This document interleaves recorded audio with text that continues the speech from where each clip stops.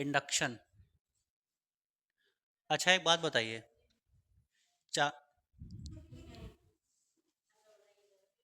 Charging जो होता है इससे आप लोग क्या समझते हैं?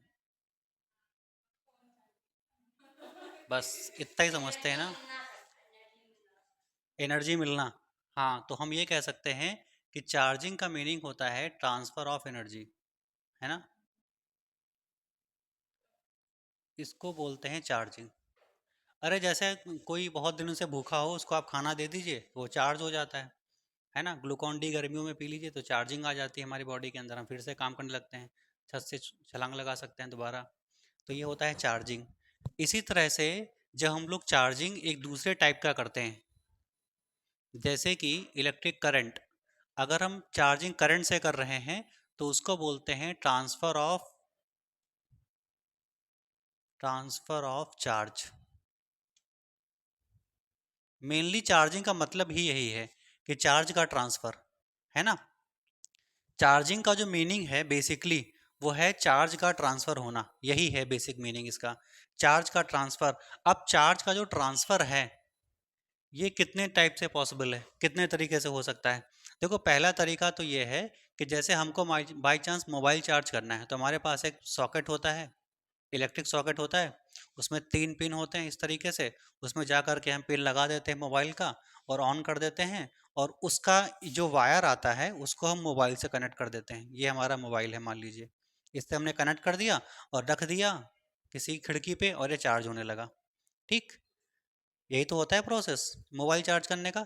इसमें भी चार्ज का ट्रांसफ़र हो रहा है, कहाँ से कहाँ पर? इस सॉकेट में चार्ज है पहले से प्रेजेंट, और इस वायर से होते हुए मोबाइल के अंदर जा रहा है। मोबाइल के अंदर कहाँ जा रहा है? मोबाइल की बैटरी में जाके चार्ज स्टोर हो जाता है, और फिर जब फुल चार्ज हो जाता है, इंडिकेशन हमको इंडिकेशन मिल जाता है, हम ये प्लग ऑफ कर देते हैं, वायर को निकाल लेते हैं, मोबाइल को यूज़ करने लग जाते हैं। यही तो प्रोसेस है ना? ठीक है। इसमें देखिए क्या क्या चीज़ें हैं चार्जिंग के लिए, क्या क्या चीज़ें आपने देखी। पहला सॉकेट, सॉकेट से एक प्लग कनेक्टेड होता है, प्लग लगाते हैं ना मोबाइल में जिसको अडेप्टर बोलते हैं, और वो एक वायर, और वायर के साथ कनेक्शन है एक मोबाइल का, है ना? अगर आप इस वायर को यहाँ से हटा दें, यहाँ से ऐसे मोबाइल से ऐसे बाहर निकाल लेते हैं ना वायर को, अगर मोबाइल को आप वायर से अलग हटा देंगे तब भी मोबाइल चार्ज नहीं होगा। हो जाएगा?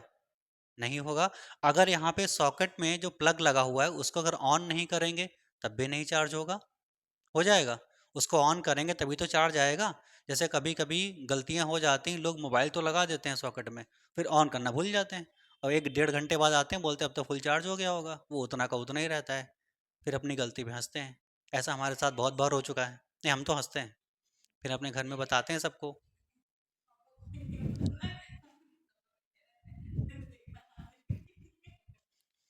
ठीक। तो एक तो ये तरीका है ना? इसमें भी मोबाइल चार्ज हो रहा है, आपने सॉकेट लगाया, प्लग को ऑन किया, वायर को मोबाइल से कनेक्ट किया, और मोबाइल की बैटरी चार्ज होना स्टार्ट हो गई। ये जो प्रोसेस है चार्जिंग की, इस प्रोसेस को हम बोलते हैं चार्जिंग बाय फिजिकल कांटेक्ट। अरे टच करके भाई, देखो कनेक्शन है सारे ना, इसको बोलते हैं चार्जिंग बाय फिजिकल कांटेक्ट। ठीक है। फिजिकल कांटेक्ट का मतलब ये नहीं कि आप जाके इसको टच करेंगे ऐसे तो चार्ज होगा। ठीक है।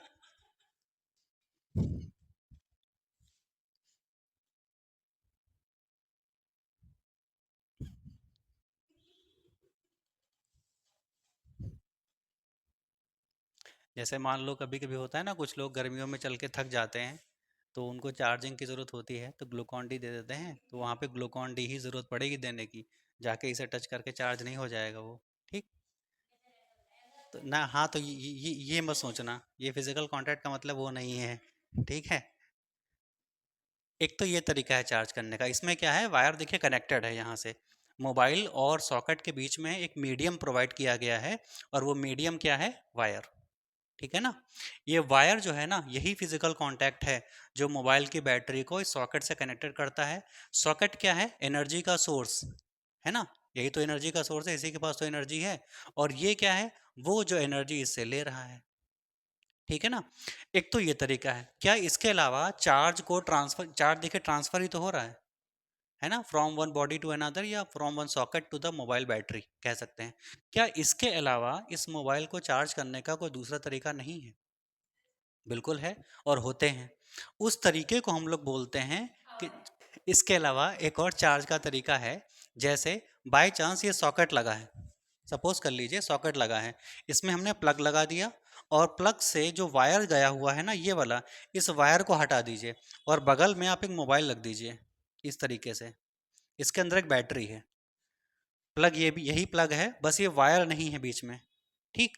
और जैसे आप प्लग को ऑन करें और अगर ये मोबाइल चार्ज होने लगे, मतलब मोबाइल की बैटरी अगर चार्ज होने लगे, ठीक है, तो हम इस टाइप के चार्जिंग को कहेंगे कि without physical contact. Without contact charging है ये, है कि नहीं है? इसमें कांटेक्ट नहीं हो रहा है। इसको हम लोग एक और नाम से जानते हैं, इसी को कहा जाता है चार्जिंग बाय इंडक्शन। इसको इंडक्शन बोलते हैं। कुकर, इंडक्शन चूल्हे भी आते हैं। हम्म, यही प्रोसेस चलती है उसमें। प्रोसेस क्या चल, हाँ वो हम अभी समझेंगे, समझेंगे हम लोग कि इंडक्शन में बेसिकली होता क्या है। तो इंडक्शन का मीनिंग क्या समझ में आता है कि कोई भी बॉडी को हम चार्ज करेंगे विदाउट कांटेक्ट, उसको बिना टच किए हुए। जैसे यहाँ पे तो टच किया हुआ है ना, हम नहीं टच कर रहे हैं, वायर टच कर रहा है, लेकिन किसी ना किसी तरीके से आपस में कनेक्टेड हैं ये दोनों। इसमें क्या है, कनेक्टेड नहीं है। जैसे आप एक मोबाइल से डेटा को दूसरे मोबाइल में ट्रांसफर करना चाहते हैं, तो क्या उसके मोबाइल पे ऐसे रख के थोड़ा ट्रांसफ़र करेंगे कि ऊपर रख दिया बोलो ट्रांसफ़र हो जाओ? नहीं होता। उसके लिए आपके पास बहुत सारी फाइल्स आती हैं, बहुत सारे ऐप्स आते हैं, शेयरिंग का ऑप्शन आता है, एक ब्लूटूथ का ऑप्शन बहुत पहले से चला आ रहा है। ब्लूटूथ ऑन करते हैं, दोनों मोबाइल्स आपस में डेटा को शेयर कर लेते हैं, ट्रांसफ़र कर लेते हैं। तो यहाँ पे क्या होता है, डेटा का ट्रांसफ़र हुआ एक मोबाइल से एक डिवाइस से दूसरी डिवाइस तक, लेकिन दोनों को आपस में बिना टच किए हुए। तो इसी तरह से अगर चार्ज का ट्रांसफर हो जाए बिना डिवाइसेस को टच किए हुए, तो उसको हम लोग क्या बोलते हैं, इंडक्शन। इंडक्शन में डेटा का ट्रांसफर नहीं होता, बल्कि क्या होता है, चार्ज का ट्रांसफर होता है, मीनिंग एनर्जी का ट्रांसफर होता है। तो आप सीधा सा समझ लीजिए कि किसी भी बॉडी को, किसी भी डिवाइस को, किसी भी चीज को चार्ज करना या एनर्जी का ट्रांसफर करना, लेकिन विदाउट कांटेक्ट, वो क्या कहलाता है, इंडक्शन कहलाता है। ठीक है, बात समझ में आई? इंडक्शन का ज़्यादातर यूज़ हम लोग पढ़ेंगे ट्रांसफार्मर के केस में, या अल्टरनेटिंग करंट एक आपके पास चैप्टर है, यूनिट है, उसमें हम लोग पढ़ेंगे उसको। ठीक है, कि सेल्फ इंडक्शन क्या होता है, म्यूचुअल इंडक्शन क्या होता है, कॉयल से कॉयल का ट्रांसफर कैसे होता है, या ट्रांसफार्मर जो आपके गली वगैरह में देखा होगा सड़क किनारे रखे होते हैं, उन ट्रांसफार्मर को बनाते कैसे, उनका डिज़ाइन कैसे होता है, वो सब हम लोग इंडक्शन की वजह से ही पढ़ेंगे। ये होता है इंडक्शन। सिंपल सा इंडक्शन का मीनिंग क्या होता है कि ट्रांसफर ऑफ एनर्जी और transfer of charge without any physical contact. ठीक है, जिनके बीच में हम चार्ज को ट्रांसफर कर रहे हैं उनके बीच में कोई कांटेक्ट ना हो। जैसे कि एक इस वाले मार्कर से इस वाले मार्कर में हमको चार्ज को ट्रांसफर करना है, तो पहली बात इसके पास चार्ज होना भी तो चाहिए, तब तो इसको ट्रांसफर करेगा। और इससे चार्ज आ रहा है और इसको हमने इससे दूर रखा है, टच नहीं कराया हुआ है, और अगर इसकी वजह से ये चार्ज हो जाता है, तो इस प्रोसेस को हम क्या बोलते हैं, विदाउट कांटेक्ट, या एक वर्ड में इंडक्शन। ठीक है, ये होता है इंडक्शन। ये जो फिजिकल कांटेक्ट है, अगर आपसे कोई पूछे एक शब्द में इसको क्या बोलते हैं, तो एक शब्द में इसको बोलते हैं चार्जिंग बाय कंडक्शन।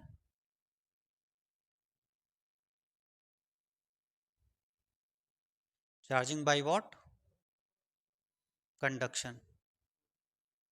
तो अगर कंडक्शन में आप कोई बात करें तो वो क्या कहलाएगा, बाई फिजिकल कांटेक्ट, जैसे कि ये वाली डिवाइस वायर से कनेक्टेड है। और अगर कोई कहता है इंडक्शन की चार्जिंग क्या होता है, तो without any physical contact, without connection, इसको बोलते हैं चार्जिंग बाई इंडक्शन और charging by conduction.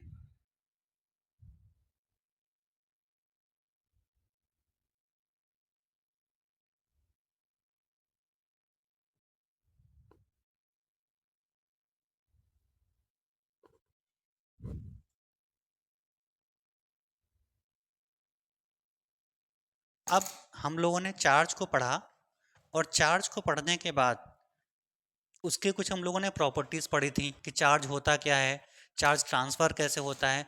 Last class में याद करिए हम लोगों ने रबिंग वाला एक केस पढ़ा था, है ना।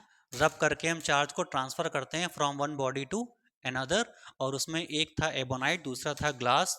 एक पॉजिटिवली चार्ज हो जाती है और एक नेगेटिव चार्ज हो जाती है ना। अब हम लोग इन्हीं के बेसिस पर, चार्ज के बेसिस पर मैटर को डिवाइड करेंगे। मैटर कितने टाइप के होते हैं, ठीक है। टाइप्स ऑफ मैटर या क्लासिफिकेशन ऑफ मैटर,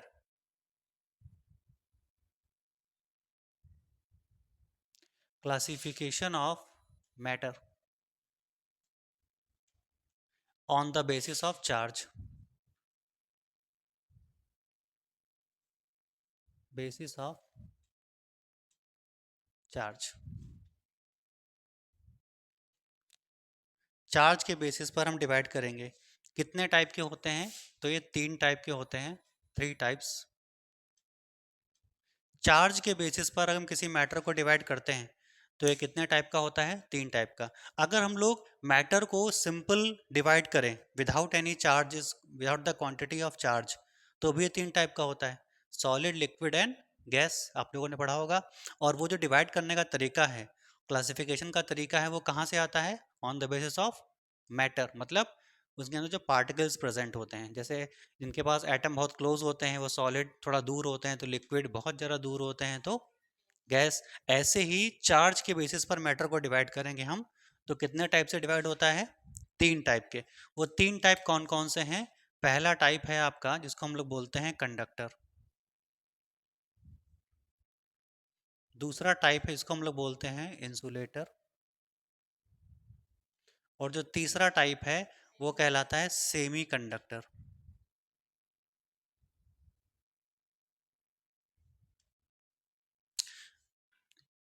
3 टाइप के होते हैं। इन तीनों में क्या अंतर है, देखो, सेमी वर्ड जो है ना, इसका मतलब होता है मिड, बीच का। तो ये एक ऐसा मटेरियल होगा, एक ऐसा मैटर होगा जो इंसुलेटर और कंडक्टर के बीच कब होगा, मतलब इसकी जो प्रॉपर्टीज होंगी उसमें से कुछ प्रॉपर्टीज इंसुलेटर के मैच करता होगा और कुछ प्रॉपर्टीज कंडक्टर के मैच करती होंगी, तो उसको सेमी कंडक्टर बोल देंगे, है ना। हम कैसे डिफाइन कर पाएंगे, हमारे पास क्या तरीका है डिफाइन करने का कि कंडक्टर क्या है और इंसुलेटर क्या है। तो कंडक्टर की खास बात क्या होती है, हाँ, इलेक्ट्रिसिटी को कंडक्ट कर सकता है। तो इलेक्ट्रिसिटी कंडक्ट कब होती है, जब चार्ज जो होता है, चार्ज कैन फ्लो इजीली, आसानी से फ्लो कर जाए, तो वो क्या कहलाता है, कंडक्टर कहलाता है, ठीक है। और जिनके अंदर से चार्ज फ्लो ना कर पाए आसानी से, charge can not flow easily, वो क्या कहलाएगा, इंसुलेटर कहलाएगा। अब सेमीकंडक्टर की बारी आती है, तो सेमीकंडक्टर इसमें क्या है, चार्ज फ्लो नहीं कराता ये आसानी से, ज़बरदस्ती कराएंगे तो मजबूरी में करना पड़ेगा इसको। लेकिन अगर इसकी फंडामेंटल प्रॉपर्टी कर ले लें, इसका बेसिक प्रॉपर्टी कर ले लें, तो ये नहीं कराता, ठीक है। कंडक्टर क्या है, इसको जैसे चार्ज दोगे फ्लो करना शुरू हो जाएगा इसके अंदर आसानी से, तो ये आसानी से फ्लो करा देता है, ये आसानी से फ्लो नहीं करा पाता है। और इन दोनों के बीच की प्रॉपर्टी किसके अंदर है, सेमीकंडक्टर के अंदर। तो मतलब ये हुआ कि ये जो हमारा मटेरियल होगा वो कभी कभी चार्ज को फ्लो नहीं कराएगा और कभी कभी वो करा देगा। वो अलग अलग कंडीशन होगी, वो हम लोग बाद में देखेंगे, जो सेमीकंडक्टर को हम लोग डीपली पढ़ेंगे कि आखिरकार कब ये करा पाता है कब नहीं करा पाता, ठीक है ना। बात समझ में आई आपको। तो charge can flow easily conductor, charge can not flow easily insulator. अब बड़ा सवाल ये बन के आता है कि आखिरकार कंडक्टर के अंदर चार्ज फ्लो इजीली कैसे हो जाता है और क्यों हो जाता है, और इसके अंदर इंसुलेटर के अंदर चार्ज फ्लो क्यों नहीं हो पाता, क्या कारण है। तो इसके पीछे का जो रीज़न है इन दोनों का, वो इकलौता रीज़न है जो दोनों में कॉमन है, और वो है फ्री इलेक्ट्रॉन्स,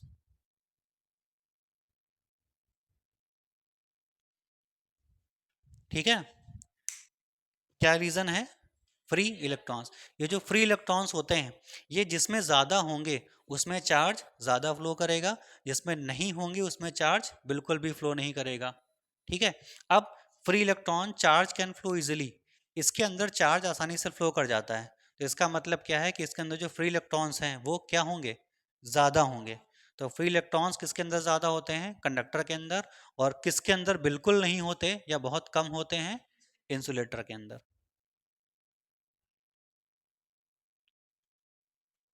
ठीक है, ये चीज याद रखिएगा कि चार्ज का फ्लो होना पॉसिबल किस वजह से है, फ्री इलेक्ट्रॉन्स की वजह से। फ्री इलेक्ट्रॉन अगर ज़्यादा है तो ज़्यादा चार्ज फ्लो करेगा, तो वो क्या कहलाएंगे, कंडक्टर। फ्री इलेक्ट्रॉन्स अगर कम है तो चार्ज कम फ्लो करेगा, या ज़ीरो है तो बिल्कुल नहीं फ्लो करेगा, तो वो क्या कहलाएंगे, इंसुलेटर में। दो चार एग्जाम्पल दीजिए ज़रा जिसमें करंट फ्लो नहीं करता। ग्लास, रबर, लकड़ी में तो करता है, आप भिगो दीजिए तो करेगा ना। सूखी में फ्लो करता है, नहीं। वुड, लकड़ी का मतलब सूखी लकड़ी होता है, ठीक है, तो इसमें नहीं करता। इसके अलावा प्लास्टिक हो गया, माइका हो गया, बहुत सारे हो गए। कंडक्टर में दो चार एग्जांपल दीजिए ज़रा, कंडक्टर में बताइए। बैटरी वगैरह, नहीं भाई, बैटरी को कंडक्टर थोड़ी ना है। बैटरी में चार्ज कहाँ फ्लो करता है, बैटरी तो एक डिवाइस है जो चार्ज को स्टोर करती है, फ्लो नहीं कराती है। फ्लो कराने का काम तो उसके अंदर जो भरा होता है वायर में करता है। अब वायर काहे का बना होता है, और कॉपर स्टील का कहाँ बना होता है। कंडक्टर में साफ साफ जितने मेटल्स होते हैं वे सारे कंडक्टर्स में आएंगे, ठीक है, ऑल मेटल्स।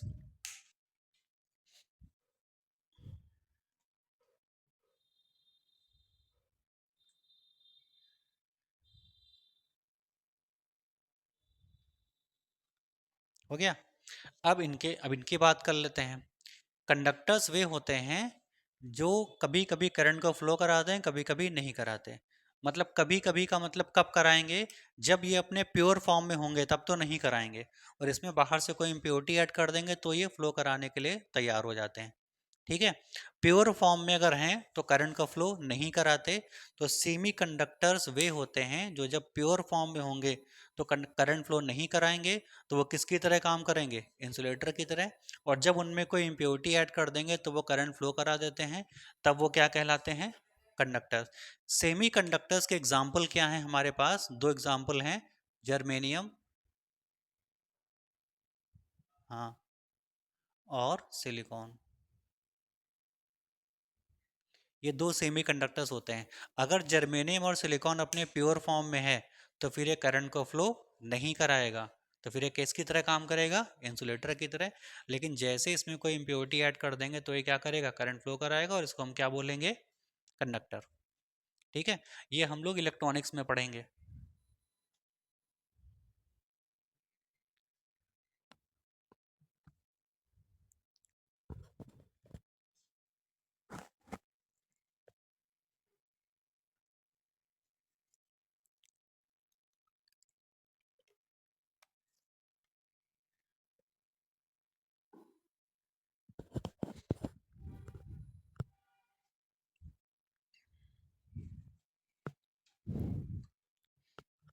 चलिए अगला टॉपिक देखते हैं।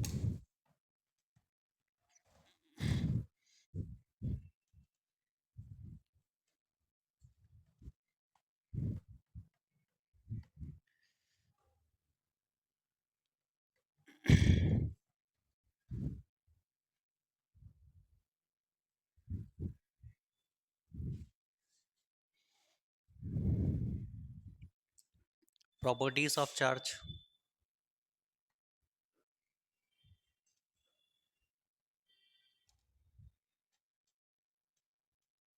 प्रॉपर्टी ऑफ चार्ज, चार्ज की प्रॉपर्टीज। कितनी प्रॉपर्टीज होती हैं इसके अंदर, तीन प्रॉपर्टीज होती हैं, थ्री प्रॉपर्टीज, या थ्री टाइप्स ऑफ प्रॉपर्टीज। कौन कौन सी होती हैं। पहली जो प्रॉपर्टी होती है उसको हम लोग बोलते हैं क्वांटाइजेशन प्रॉपर्टी।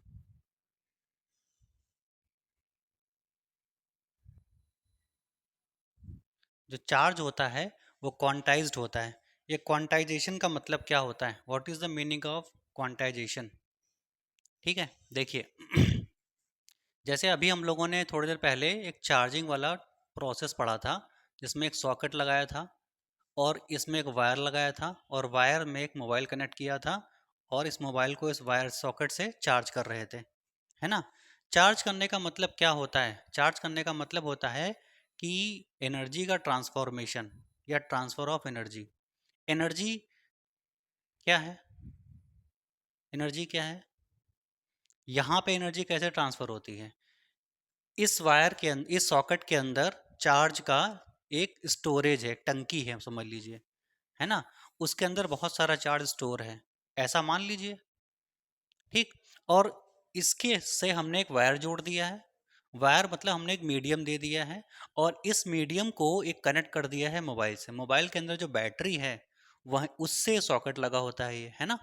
बैटरी तो चार्ज होती है और जब बैटरी पूरी खाली हो जाती है, पूरी डेड हो जाती है, चार्ज लेस हो जाती है, तो हम मोबाइल को इससे कनेक्ट कर देते हैं। जैसे हम यहाँ से प्लग को ऑन करते हैं तो हम देखते हैं यहाँ मोबाइल की लाइट जो है वो जल जाती है और उसमें चार्जिंग वाला ऑप्शन शो करने लगता है। हम इसको छोड़ देते हैं, हम कहते हैं मोबाइल चार्ज होने लगा। अभी जो चार्ज होता है ये कैसे होता है और क्यों होता है? ऐसा क्या होता है कि 1 घंटे के बाद मोबाइल की बैटरी पूरी तरीके से चार्ज हो जाती है? तो हम कहते हैं कि इसके अंदर से करंट आ रहा है, यही तो बोलते हैं। इस वायर से होते हुए करंट आ रहा है जिसने मोबाइल को चार्ज कर दिया।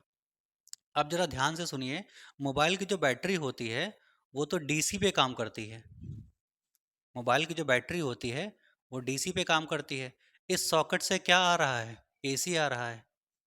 तो मोबाइल की बैटरी कैसे चार्ज होगी? क्योंकि वो तो सिर्फ डीसी को पहचानती है, उसका एसी से तो कोई वास्ता ही नहीं पड़ा कभी, पहचानती नहीं, उसके लिए तो एसी एक एलियन है। तो अगर ये बैटरी सिर्फ डीसी से चार्ज होती है और हम दे इसको एसी रहे हैं, तो आखिरकार मोबाइल की बैटरी कैसे चार्ज हो जाती है? तो चार्ज होने का जो तरीका है ना वो थोड़ा डिफरेंट है। आपने कभी देखा होगा मोबाइल में एक कनेक्टर आता है ना, जिसको हम लोग वायर बोलते हैं ना। क्या बोलते हैं उसको? वायर ही तो बोलते हैं, जो कनेक्टर आता है चार्ज करने के लिए और उसके साथ इतना बड़ा सा एक हेड आता है, बड़ा सा, उसको क्या कहा जाता है? अडेप्टर। देखा है कभी? मोबाइल में सॉकेट में लगाइए, सॉकेट इतना बड़ा सा मोबाइल का एक अडेप्टर नहीं होता है, वो इससे थोड़ा बड़ा होता है। इतना बड़ा आपको दिखाई दे रहा है, उससे बड़ा होता है साइज में। हमेशा मोबाइल के अडेप्टर बड़े ही होते हैं।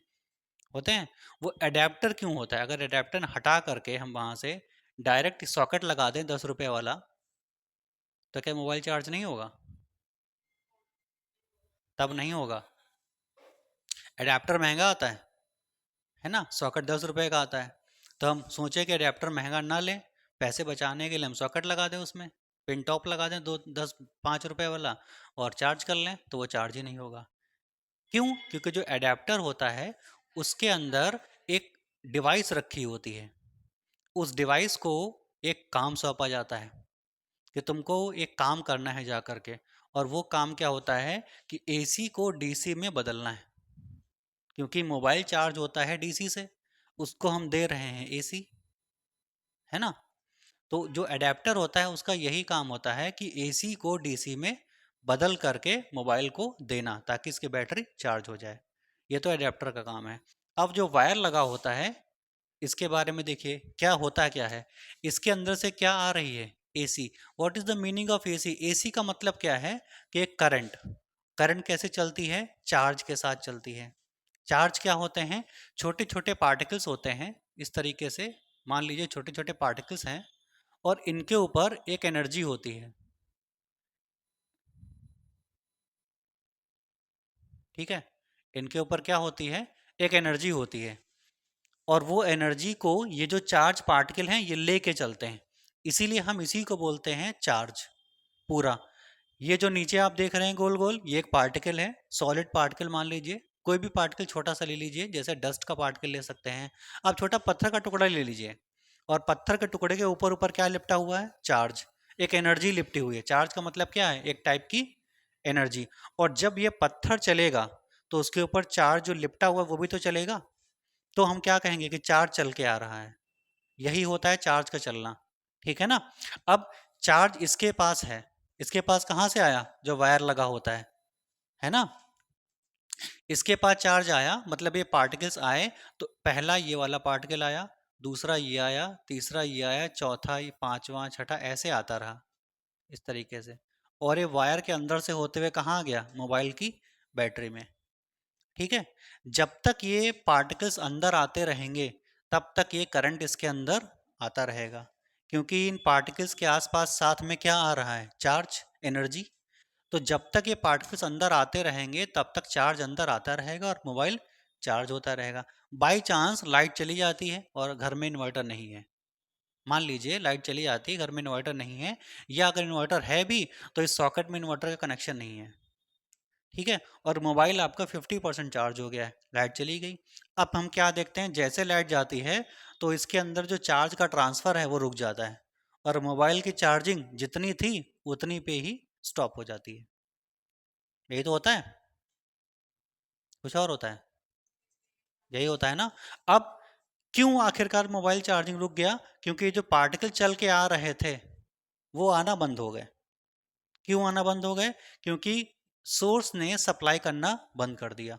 सोर्स यहाँ पर क्या है, ये भी तो कहीं से करंट ले ही रहा होगा, ये जहाँ से ले रहा है वहाँ से इसको करंट मिलना बंद हो गई, और जब इसको करंट मिलना बंद हो गए तो इसने इसको भी देना बंद कर दिया, तो इसकी बैटरी को करंट मिलना कम हो गया।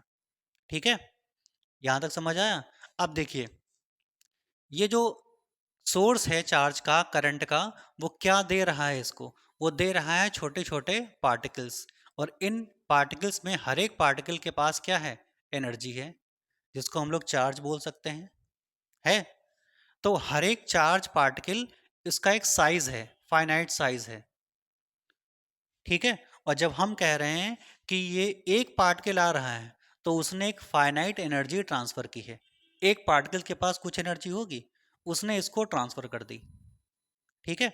इस एक पार्टिकल को, ये जो एक पार्टिकल है, इसके अंदर जो चार्ज होता है, जो एनर्जी होती है, उसकी एक डेफिनेट वैल्यू होती है, और वो वैल्यू होती है 1.6 10 की पावर माइनस का 19 कूलाम। इतनी वैल्यू एक पार्टिकल के अंदर होती ही होती है, इससे ना तो कम होगी ना ही ज़्यादा होगी। इस वैल्यू को हम लोग बोलते हैं चार्ज ऑफ इलेक्ट्रॉन, और इसको डिनोट करते हैं ई से, स्मॉल ई से। ठीक है। ठीक। तो स्मॉल ई का मतलब इतना चार्ज, और इतना चार्ज किसके पास है, एक पार्टिकल के पास। अब यहाँ पे एक पार्टिकल अगर इतना चार्ज लेके आता है, ठीक है, तो दो पार्टिकल कितना लेके आएंगे, इसे डबल कर दीजिए। तीन कितना लेके आएंगे, तीन गुना कर दीजिए। अगर हम ये कह रहे हैं कि सॉकेट ने इस मोबाइल को 10 चार्ज ट्रांसफर किए, 10 पार्टिकल ट्रांसफर किए, तो टोटल कितना चार्ज ट्रांसफर हुआ, इसको 10 से मल्टीप्लाई कर देंगे। यही तो होगा, क्योंकि ये एक चार्ज की, एक पार्टिकल के चार्ज की वैल्यू है। अगर 10 पार्टिकल्स आ रहे हैं तो इसको किससे मल्टीप्लाई करेंगे, 10 से, उतना चार्ज इसको मिल गया। ठीक है।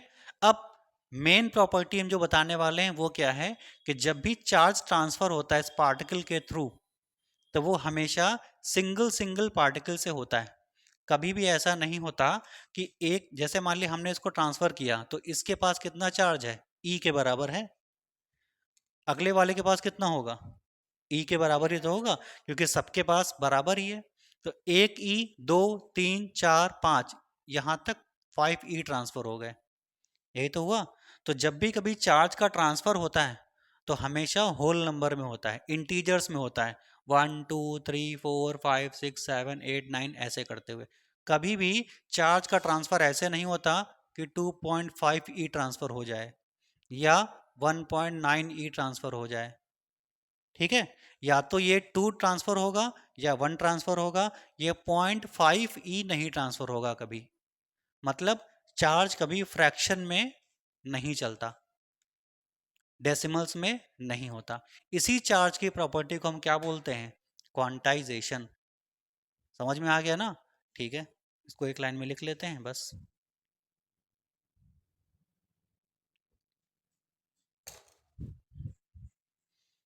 Electric charge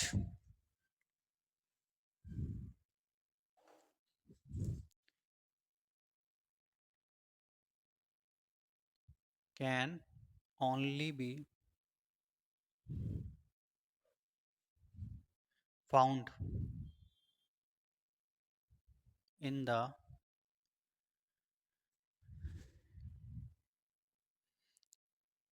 integral multiple.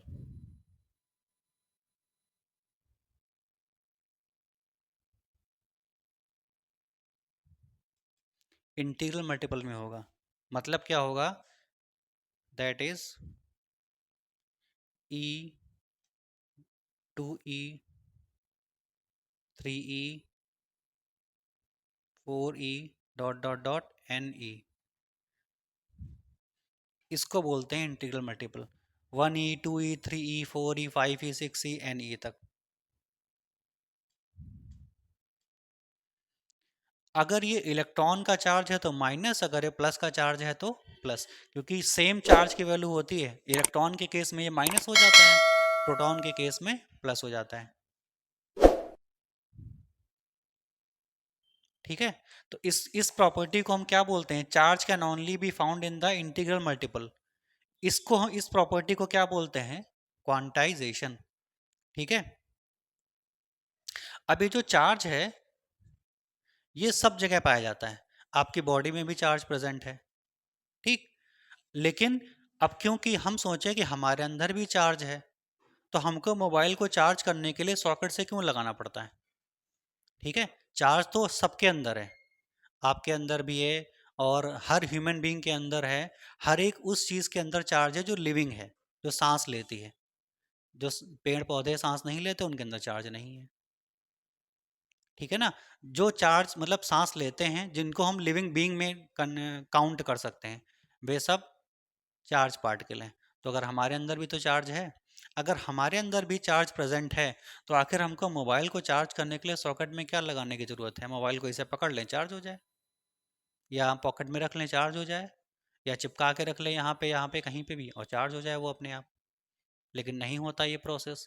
इसका मतलब हमारे अंदर जो चार्ज प्रेजेंट है वो इस लायक नहीं है कि मोबाइल को या किसी बाहरी डिवाइस को चार्ज कर सके। वो सिर्फ हमारे अंदर ही है प्रेजेंट, वो किसी और काम के लिए हमको दिया गया है।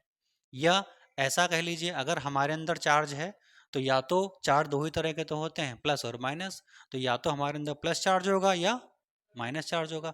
मान लीजिए हमारे अंदर प्लस चार्ज है और हमारे सामने को दूसरा आदमी आ जाता है, उसके अंदर भी तो चार्ज होगा, और उसके पास भी प्लस चार्ज है। दोनों को पास लेके आए हम लोग, होली में गले मिले और झटका मारे दूर। पॉसिबल होता है, कभी देखा है कभी ऐसा? ऐसा कभी नहीं होता। इसका मतलब क्या है कि चार्ज एक ऐसी क्वांटिटी है जो हमारे अंदर ही है और हम उसको महसूस नहीं कर पाते। ठीक है, बात समझ में आई? तो ये जो चार्ज की वैल्यू आप देख रहे हैं ना, 1.6 10 की पावर -19, -19 का मतलब बहुत ही छोटी। 1/10 की पावर 19, 1/1 के आगे कितने जीरो, 19 जीरो। इतनी छोटी होती है एक चार्ज की वैल्यू। इतनी छोटी होने की वजह से हम इसको क्या नहीं कर पाते, महसूस नहीं कर पाते, जबकि ये चार्ज हर जगह प्रेजेंट है। जब तक इसकी वैल्यू को हम बहुत ज़्यादा नहीं करेंगे तब तक हम इसको महसूस नहीं कर पाएंगे। तो जब भी किसी वायर में बहुत थोड़ा करंट आता है तो हमको उससे किसी तरह का शॉक नहीं लगता, महसूस ही नहीं कर पाते, जब तक उसमें करंट बहुत ज़्यादा नहीं होता। आपके घरों में 220 वोल्ट वोल्टेज आता है तब झटका लगता है। 220 वोल्ट, 220 वोल्ट को अगर इसे मल्टीप्लाई करेंगे तो बहुत ज़्यादा हो जाएगा। ठीक है, अगर कम कर देंगे, 20 30 वोल्ट अगर आएगा तो पता भी नहीं चलेगा आपको, आप वायर को ऐसे पकड़े खड़े रहेंगे, कुछ भी फर्क नहीं पड़ेगा। ठीक है ना, तो ये आप प्रॉपर्टी लिख लीजिए इसकी। क्या प्रॉपर्टी है, the elementary value of charge is so small.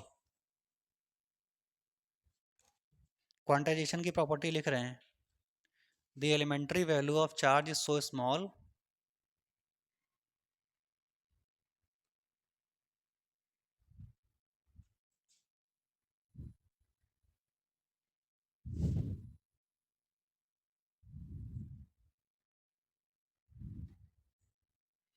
That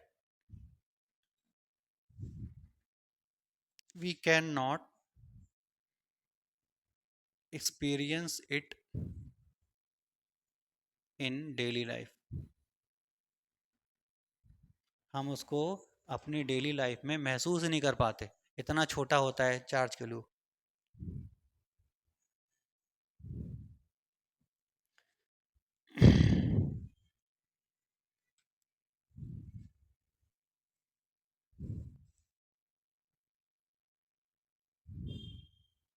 कर लिया। चलिए, अब आते हैं दूसरी प्रॉपर्टी पर।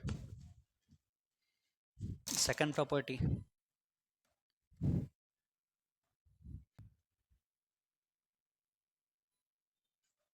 एडिटिव।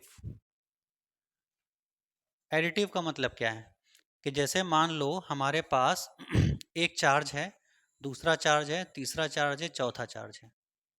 ठीक है, तो ये चारों चार्ज अगर एक पास प्रेजेंट हैं तो ये चारों आपस में ऐड हो जाते हैं। सिंपल ऐड कर सकते हैं इनको हम। और सिंपल ऐड करके ये चार्ज कितना टाइम्स हो जाएगा, पहले से 4 गुना ज़्यादा हो जाएगा। इसको बोलते हैं एडिटिव प्रॉपर्टी। बहुत आसान है ये। चार्ज को हम लोग सिंपल मैथमेटिक्स के लॉ से ऐड कर सकते हैं। यही है चार्ज की second property.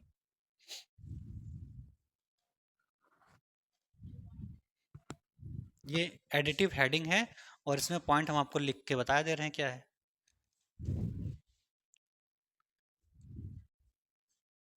The total charge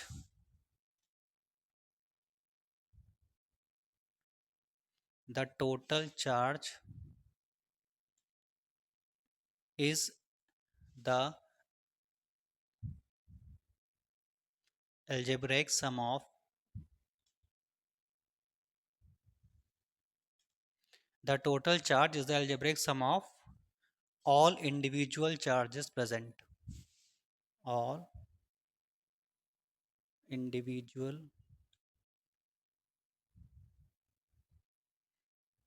charges present। ये है, जैसे मान लो हमारे पास एक पार्टिकल है, उसके पास चार्ज Q1 है, दूसरे के पास चार्ज Q2 है, तीसरे के पास चार्ज है Q3।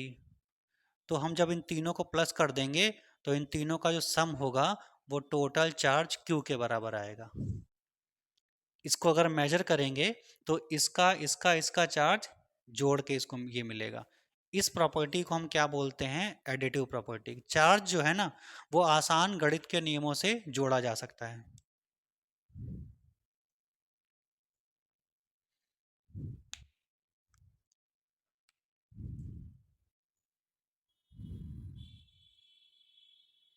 ठीक, और लास्ट प्रॉपर्टी है वो है कंजर्वेशन।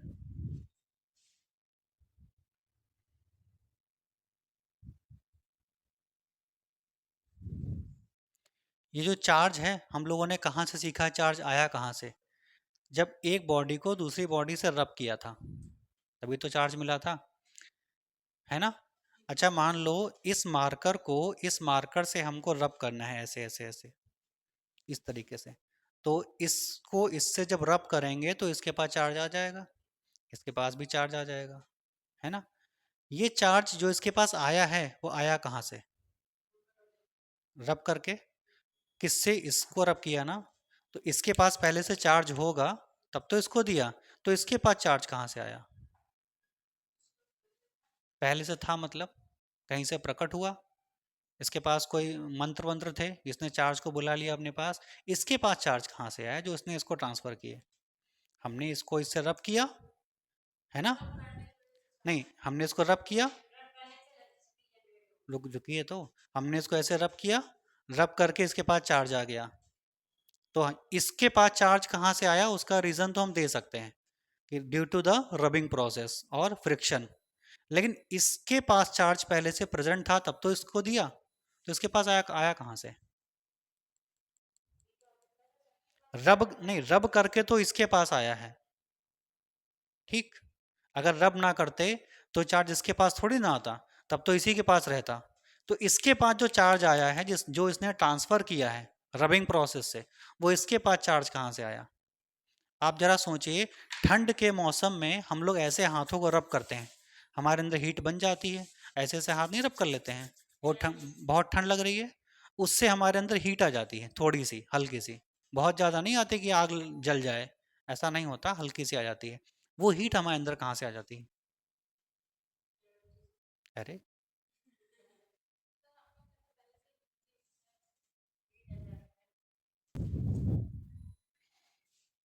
चार्ज के बारे में ये कहा जाता है कि charge can never be destroyed and created. ये याद रखिए, चार्ज को ना तो हम ख़त्म कर सकते हैं ना ही उसको बना सकते हैं अपनी तरफ से। और ऐसी प्रॉपर्टीज जिसको हम ना तो ख़त्म कर सकते हैं ना ही बना सकते हैं, वो क्या कहलाती हैं? Conserve quantities. तो चार्ज एक कंजर्व क्वांटिटी है, ठीक है। और ऐसा कह लीजिए कि मान लो आपके पास एक बहुत बड़ा सा कोई ऑब्जेक्ट है और इसके अंदर बहुत सारे छोटे छोटे चार्जेस प्रेजेंट हैं।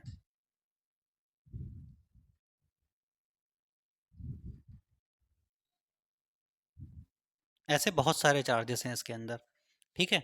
और ये जो सभी चार्जेस हैं, इन चार्जेस का बाहर से कोई लेना देना नहीं है। इसका क्या मतलब है कि ये एक आइसोलेटेड चार्ज पार्टिकल है, ठीक है। अगर ये आइसोलेटेड है, ये कैसा है? आइसोलेटेड। तो अगर ये आइसोलेटेड है तो इन सभी चार्जेस का जो सम होगा वो आपस में बराबर होगा, मतलब ये सभी आपस में इक्वल होंगे चार्ज। ये सब आपस में Q1 की वैल्यू Q2 के बराबर होगी, Q2 की वैल्यू Q3 के बराबर होगी, Q3 की Q4 के, Q5 के, Q6 के आपस में बराबर होंगे। अगर आप इन सबको ऐड कर देंगे तो जो हमें टोटल चार्ज मिलेगा वो इक्वल मिलेगा, ठीक है, ना कम ना ज़्यादा। लेकिन कंडीशन क्या है? आइसोलेटेड होना चाहिए ये। आइसोलेटेड का मतलब इसको बाहर से कहीं से चार्ज मिले भी ना और ये अपना चार्ज बाहर निकाल भी ना पाए, ठीक है। तो ये है कंजर्वेशन प्रॉपर्टी। तो इसके अंदर चार्ज हमेशा कैसा रहेगा? आइसोलेटेड के लिए कांस्टेंट रहेगा, मतलब सभी आपस में बराबर होंगे, कोई कम या ज़्यादा नहीं होगा। इसको हम लोग बोलते हैं कंजर्वेशन प्रॉपर्टी। ये तीन प्रॉपर्टी चार्ज के अंदर पाई जाती हैं।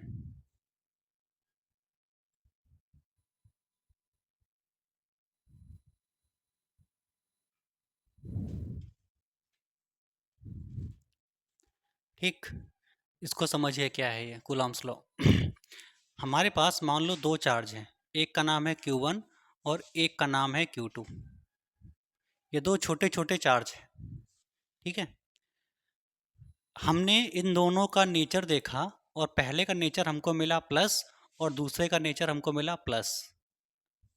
पहला केस देखते हैं जहाँ पे हमने दोनों के नेचर को देखा और हमको पहला चार्ज क्या मिला? प्लस, और दूसरा भी कैसा मिला? प्लस। तो जब इनको हम पास पास लाते हैं एक दूसरे के, तो हम क्या देखते हैं कि Q2 Q1 से दूर जाता है और Q1 Q2 से भी दूर जाता है, ठीक है। ये क्यों हो रहा है? क्योंकि दोनों का नेचर कैसा है? Plus, same. इससे हमको क्या पता चला कि जो सेम चार्ज होते हैं, सेम चार्ज, वो क्या करते हैं? रिपेल करते हैं, ठीक है ना। अब आखिरकार सेम चार्ज रिपेल क्यों करते हैं? रिपेल करना मतलब क्या हुआ? एक दूसरे को एक दूसरे से दूर फेंकना, है ना। अब चाहे कोई पार्टिकल एक दूसरे से पास आए, चाहे एक दूसरे के दूर जाए। दूर जाने का मतलब क्या है? धक्का देना ही तो हुआ। जैसे हम किसी को अपने से दूर करना चाहते हैं, तुम उसको धक्का देंगे, हमसे दूर हट जाओ, ऐसा ही करेंगे। और अगर धक्का देंगे मतलब पुश करेंगे तो एक फोर्स लगाएंगे। तो रिपेल करना मतलब क्या हुआ? फोर्स लगाना। तो इसका मतलब ये है कि इन दोनों के बीच में अगर रिपल्शन फोर्स काम कर रहा है तो एक टाइप टाइप का फोर्स ही तो हुआ। तो इनके बीच में क्या लग रहा है? फोर्स लग रहा है। और वो क्या कर रहा है? रिपल्स कर रहा है एक दूसरे को। तो उसको हम लोग बोलेंगे फोर्स ऑफ रिपल्शन, ठीक है। अब ये जो फोर्स ऑफ रिपल्शन है वो किन के बीच में काम कर रहा है? Q1 Q2। Q1 Q2 क्या है? चार्ज। तो चार्ज के बीच में जो फोर्स काम करता है, जो फोर्स काम करता है, उस फोर्स को हम क्या नाम देते हैं? इलेक्ट्रिक फोर्स, ठीक। चार्जेस के बीच में जो फोर्स काम करता है वो क्या कहलाता है? Electric force. तो इलेक्ट्रिक फोर्स एक ऐसा फोर्स होता है जो किन के बीच में काम करता है? चार्जेस के बीच में। कितने चार्जेस? मिनिमम दो, ठीक है। ज़्यादा बहुत सारे हो सकते हैं लेकिन कम से कम कितने चार्जेस होने चाहिए? दो होने चाहिए, उनके बीच में फोर्स ऑफ इलेक्ट्रिक काम करेगा। अब ये जो फोर्स ऑफ इलेक्ट्रिक है, ये इसका नेचर क्या होता है, ये दो टाइप का होता है, ठीक। एक फोर्स ऑफ रिपल्शन और एक फोर्स ऑफ अट्रैक्शन। रिपल्शन तो आपने देख लिया, अट्रैक्शन भी देख लीजिए। ये Q1 है, ये Q2 है। अब की बार हमने Q1 को प्लस लिया और Q2 का नेचर बदल दिया, माइनस कर दिया। जैसे हमने Q2 को माइनस किया और Q1 पहले से ही प्लस था, तो हम क्या देखते हैं कि ये दोनों एक दूसरे की तरफ आकर्षित हो जाते हैं। इसका क्या मतलब निकल के आया कि जो डिफरेंट चार्ज होते हैं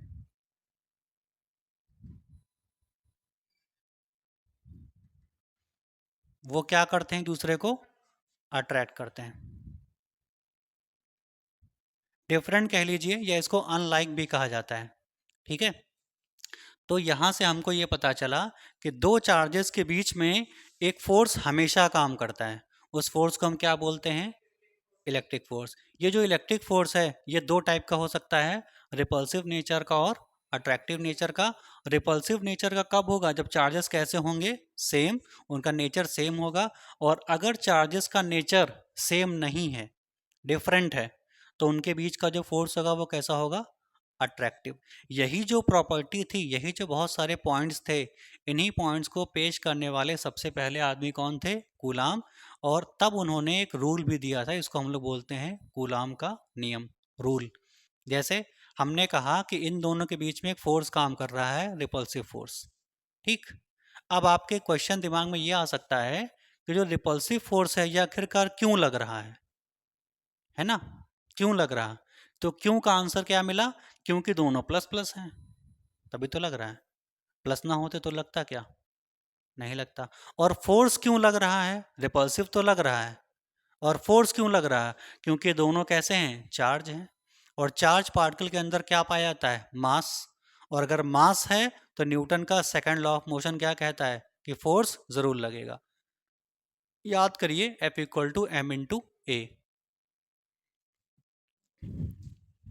बचपन में पढ़ा था, ये पढ़ा था ना, फोर्स और मास एक दूसरे के प्रोपोर्शन में होते हैं, ठीक है। बात समझ में आई। अब ये तो हो गया, फोर्स ऑफ रिपल्शन लग गया। फोर्स ऑफ अट्रैक्शन कब लगा, जब दोनों के चार्जेस का नेचर हमने अलग अलग कर दिया। लेकिन अब जो सवाल मन में आता है वो ये है कि जो रिपल्सिव और अट्रैक्टिव फोर्स लग रहा है वो कितना लग रहा है। जैसे हमने कहा कि हम इसको प्लस प्लस को पास लेके आते हैं तो एक दूसरे को दूर फेंकते हैं, कितने फोर्स से दूर फेंकते हैं, ये भी तो एक क्वेश्चन दिमाग में आता है। ये भी तो जानना ज़रूरी है कि अगर दूर फेंक रहे हैं तो कितना फोर्स लगा के एक दूसरे को दूर कर रहे हैं। ये भाई ये भी तो एक दूसरे पर फोर्स लगा रहे होंगे, एक दूसरे को धक्का दे रहे होंगे, है ना। जैसे मान लिया हमने आपसे कहा कि ये मार्कर है, यहाँ पे रखा है, इसको दूर फेंकना है, तो आप इसको ऐसे धक्का दे के भी दूर कर सकते हैं, चला जाएगा दूर।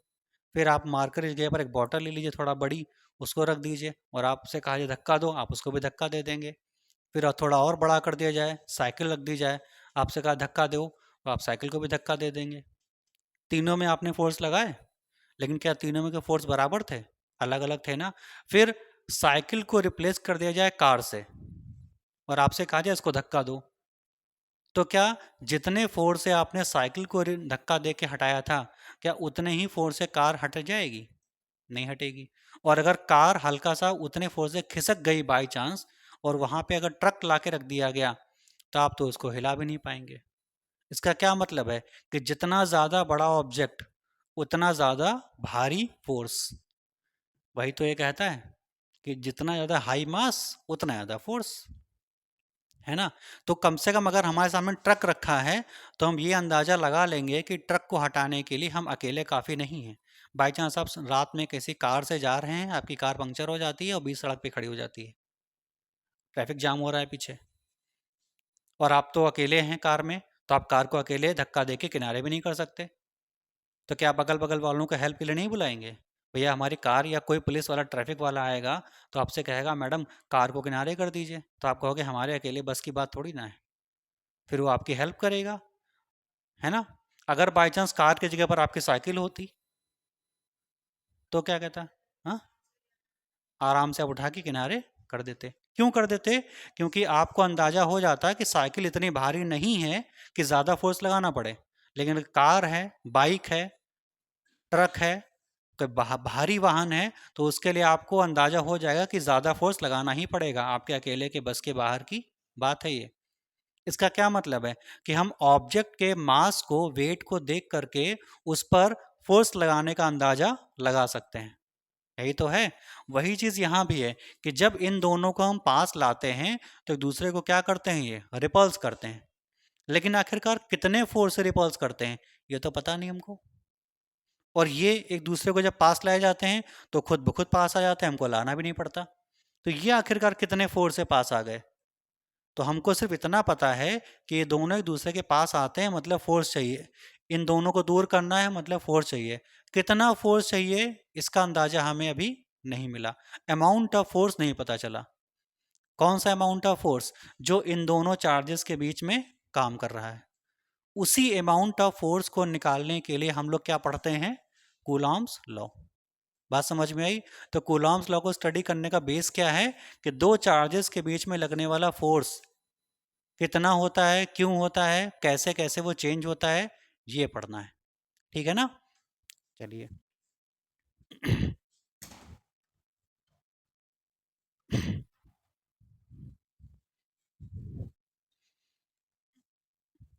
1785 में कूलॉम ने रूल दिया था। इसमें क्या है, दो चार्जेस उन्होंने लिए थे, एक छोटा, दूसरा छोटा। इसको नाम दिया उन्होंने Q1, इसको नाम दिया Q2। अभी चार्जेस का नेचर नहीं पता कि दोनों प्लस हैं या दोनों माइनस हैं। ठीक है। छोटे छोटे चार्ज हैं ये। इनकी सेंटर से, पहले चार्ज के सेंटर से दूसरे चार्ज के सेंटर के बीच की डिस्टेंस इन्होंने r मान ली थी। ये r एक फाइनाइट डिस्टेंस है, इनफाइनाइट नहीं, बहुत ज़्यादा नहीं है। ठीक है। अब क्योंकि ये दोनों चार्ज हैं तो इनके बीच में एक फोर्स काम करेगा। उस फोर्स को क्या नाम देंगे? Electric force. लगेगा ना? चलिए, तो लेट क्या क्या चीज़ें हैं वो मान लेते हैं, Q1 एंड Q2।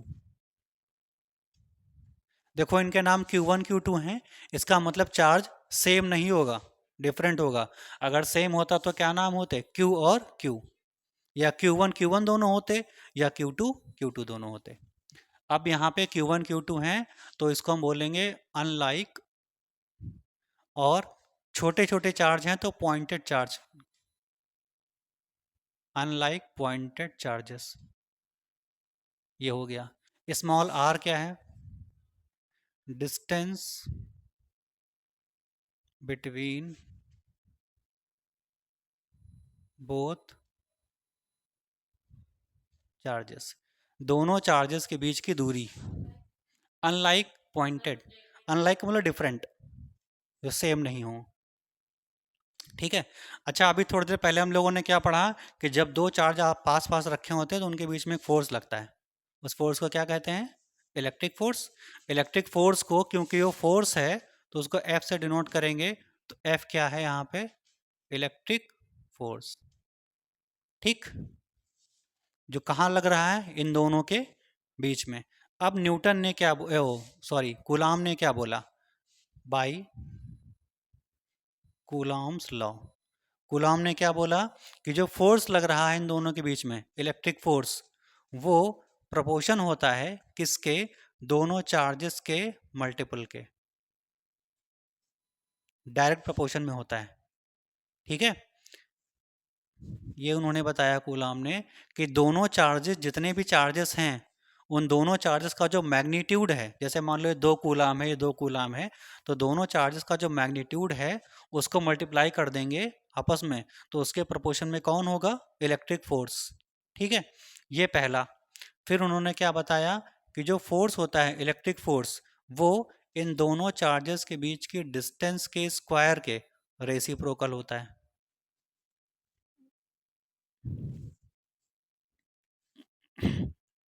ठीक।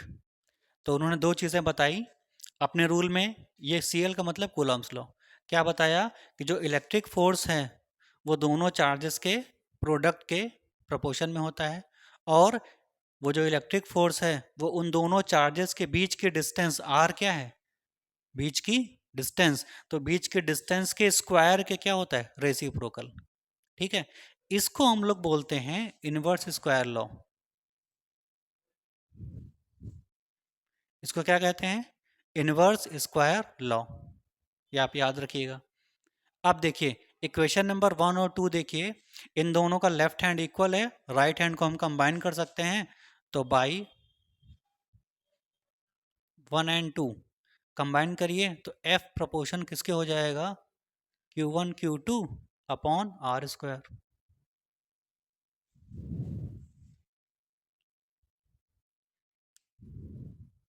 ठीक, ठीक है।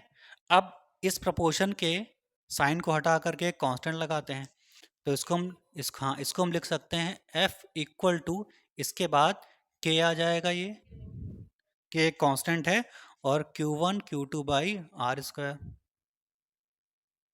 ये आपका हो गया Coulomb's law. Inverse square law, ये इनवर्स स्क्वायर लॉ है।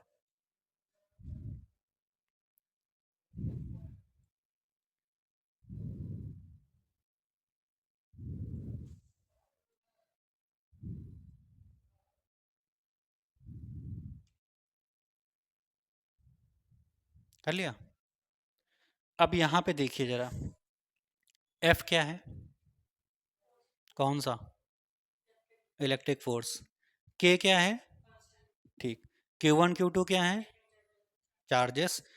R क्या है? डिस्टेंस। ये जो इलेक्ट्रिक फोर्स है अकॉर्डिंग टू कूलॉम, ये किस किस पे डिपेंड कर रहा है? ये जो इलेक्ट्रिक फोर्स है वो अकॉर्डिंग टू कूलॉम किस किस पे डिपेंड कर रहा है? चार्जेस पर और डिस्टेंस पर, क्योंकि के तो कांस्टेंट है। ठीक है, तो यहां से आप एक लाइन लिख लीजिए, the electric force depends on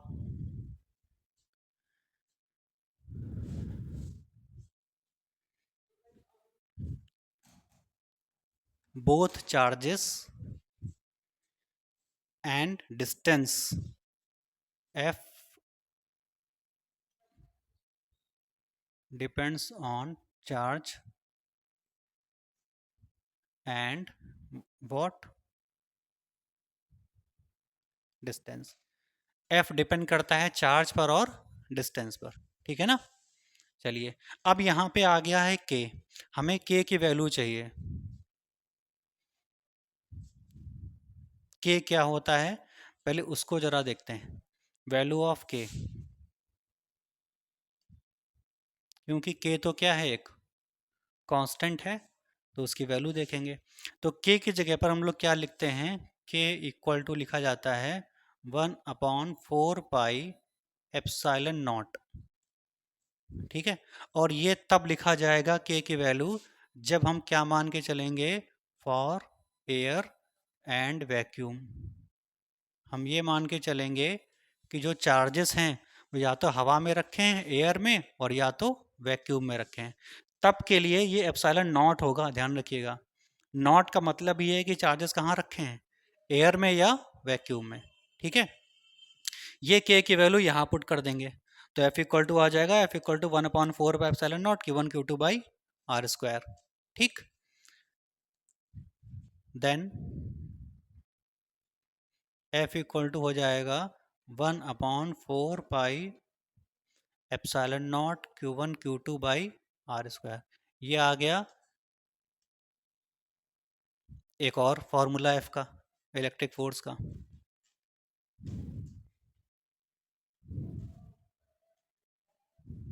ठीक है, अब के की न्यूमेरिकल वैल्यू देखते हैं। जब हम लोग इसको न्यूमेरिकल सॉल्व करेंगे तो के की वैल्यू को डायरेक्ट पुट की जाती है। वो क्या होती है, जरा के की न्यूमेरिकल वैल्यू देख लीजिए। पाई की वैल्यू आपको पता है क्या होती है?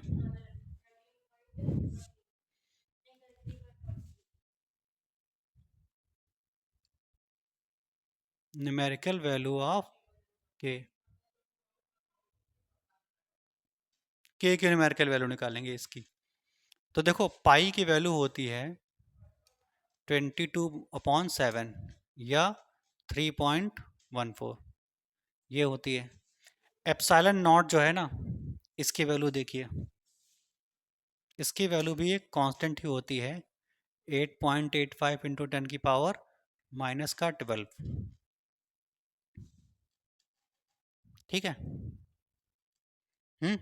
अगर ये दोनों वैल्यूज हम यहाँ पुट कर दें, पाई की और एप्सिलॉन नॉट की, तो हमको के क्या मिल जाएगा? देन के इक्वल टू आ जाता है 1/4 इंटू 3.14 इंटू 8.85 इंटू 10 की पावर माइनस का 12। ये सब वैल्यू पुट करेंगे तो ये आ जाएगा 9 इंटू 10 की पावर 9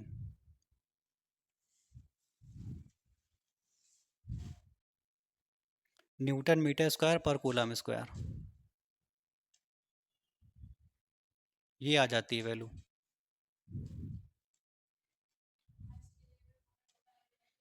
तो हमको ये सब नहीं लिखना होता है, हम हमेशा के की ये वाली वैल्यूज यूज़ करते हैं। तो ये वैल्यूज आपको याद कर लीजिए, न्यूमेरिकल वैल्यू। जब भी कभी आपको इस पूरे की जगह पर वैल्यू पुट करनी हो तो आप सीधे लिखिए 9 10 की पावर 9। ठीक है। तो अब ये फॉर्मूला कैसे चेंज हो जाता है? नाउ एफ इक्वल टू क्या आ जाएगा, के की जगह पर ये रखेंगे तो 9 10 की पावर 9 आ गया, ये के की वैल्यू आ गई, और Q1 Q2/r² ये आ गया।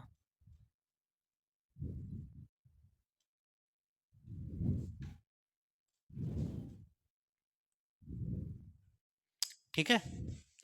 अब बाकी सब तो ठीक है, एप्सिलॉन नॉट जो यहाँ पर लिखा है इसको क्या नाम देते हैं, इसको कहते क्या है? एप्सिलॉन नॉट, इसको बोला जाता है permittivity, permittivity of free space. Free space का मतलब जिस स्पेस की हम बात कर रहे होंगे, हर जगह वाली सेम मीडियम के लिए। इसका वो लिख लीजिए कूलम स्क्वायर पर न्यूटन मीटर स्क्वायर, ये इसकी यूनिट होती है, छूट गई थी। ठीक, कूलाम स्क्वायर पर न्यूटन, सी का मतलब कूलाम है ये। ठीक है।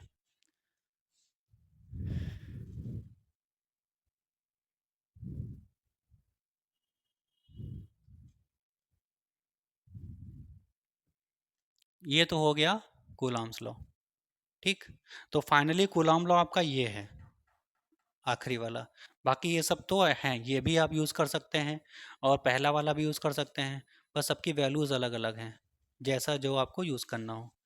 ठीक है।